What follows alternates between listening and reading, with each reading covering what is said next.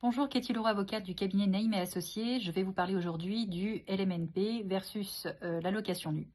Alors, le choix du statut entre LMNP et location nue dépend de vos objectifs fiscaux et patrimoniaux. S'agissant de la fiscalité, tous les revenus en LMNP sont taxés dans la catégorie des BIC, bénéfices industriels et commerciaux, avec deux sous-régimes. Le régime du micro BIC pour les recettes inférieures à 77 000 € annuels. Et dans ce cas, vous pouvez prétendre à un abattement de 50% sur le montant des loyers perçus. Deuxième sous-catégorie, le régime réel qui vous permet de déduire toutes les charges, y compris les intérêts d'emprunt et surtout l'amortissement.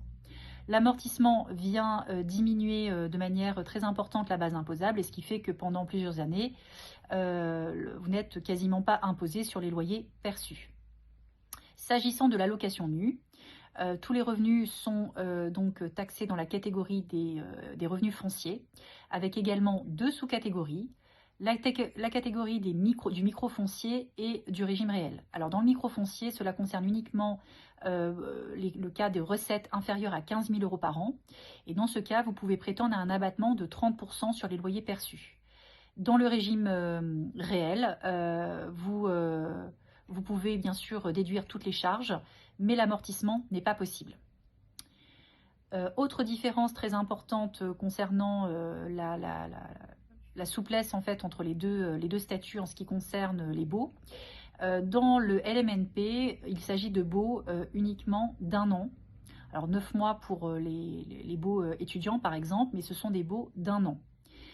Contre des baux de 3 ans pour les locations nues.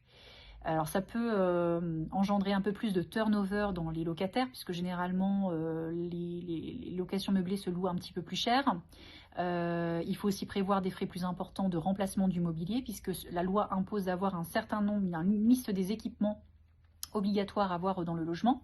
Donc ça, il faut prévoir peut-être une gestion plus active pour la recherche de locataires, le renouveau des locataires et le renouveau aussi du mobilier, contrairement à la location nue où les locataires restent peut-être en place un peu plus longtemps.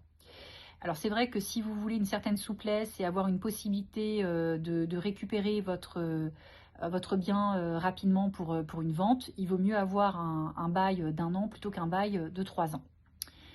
Voilà, dans tous les cas, je vous conseille de vous faire accompagner par un avocat, un expert comptable, pour étudier votre situation personnelle et voir ce qui est le plus avantageux pour vous.